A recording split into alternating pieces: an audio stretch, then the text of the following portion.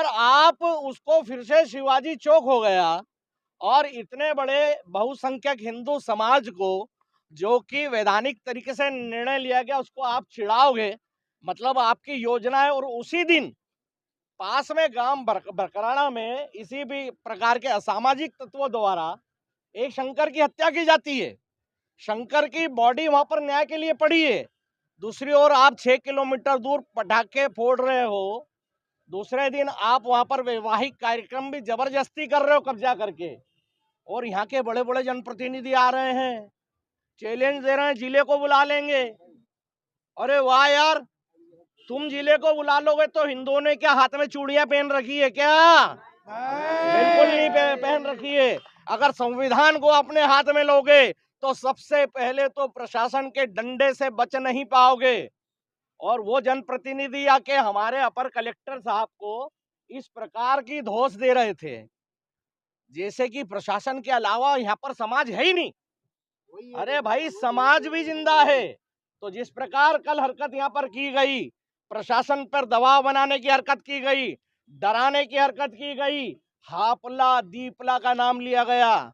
उस हापला दीपला में जहां हमारे एक कार्यकर्ता राजेश फूलमाले की जघन्य तरीके से हत्या कर दी जाती है, मतलब आप ऐसे अनेक राजेशों को मारने की वहां तैयारी कर रहे हो। आप हेमंत को राजेश बनाने की धौंस दे रहे हो।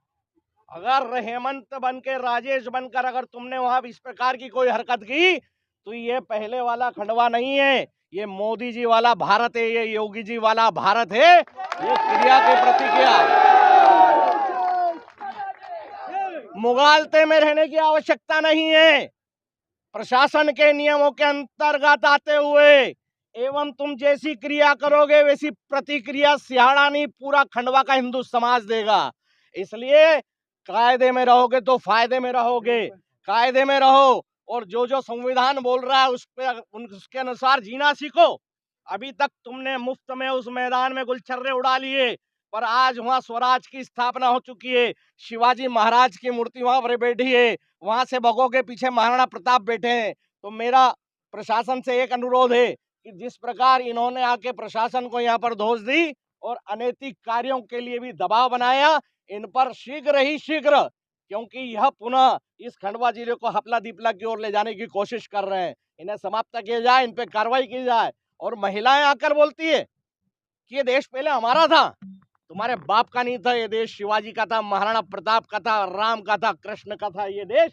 और ये देश राम कृष्ण और शिवाजी का ही रहेगा। और इन्हीं शासन में आप भी शांति से रह सकते हो और हम भी रह सकते हैं।